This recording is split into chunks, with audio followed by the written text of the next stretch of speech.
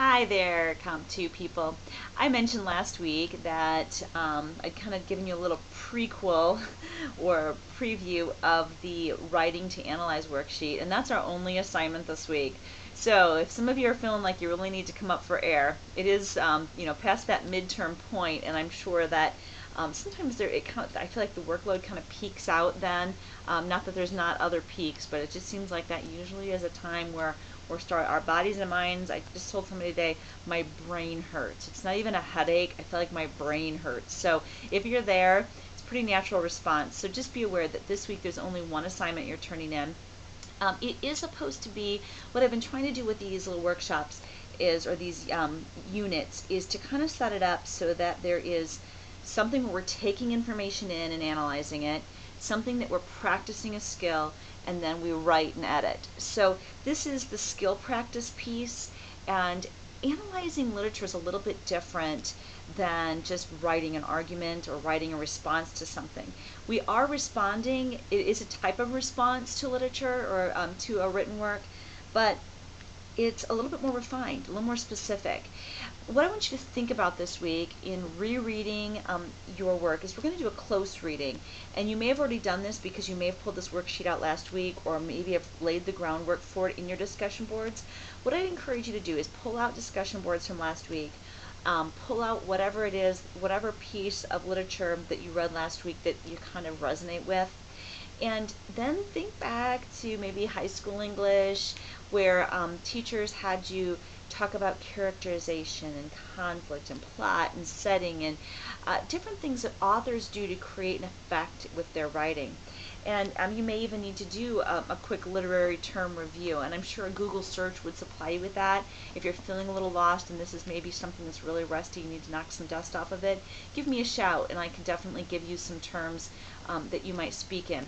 You don't have to overladen your analysis with literature terms, but since we're speaking about literature, we want to speak in the terms of that content study. So it's good practice to do that. I think the big thing that has tripped people up in the past on this Writing to Analyze worksheet is that I pulled these questions from a source, a gentleman with the last name Scholes, S-C-H-O-L-E-S, and to give him credit, I cited his source. And some students have gone to look for his writing, and it's not in our textbook. You don't need his writing. I've given you basically the structure, but I don't want to claim the analysis as my own, okay? The other thing is that some of these questions may not apply to your piece of writing or your piece of literature perfectly. I'd like you to attempt each one. So let's say you don't see a definite connection with another piece of literature. Remember, you can look outside of what we read for class. It can be a TV show. It can be a movie that you're comparing to.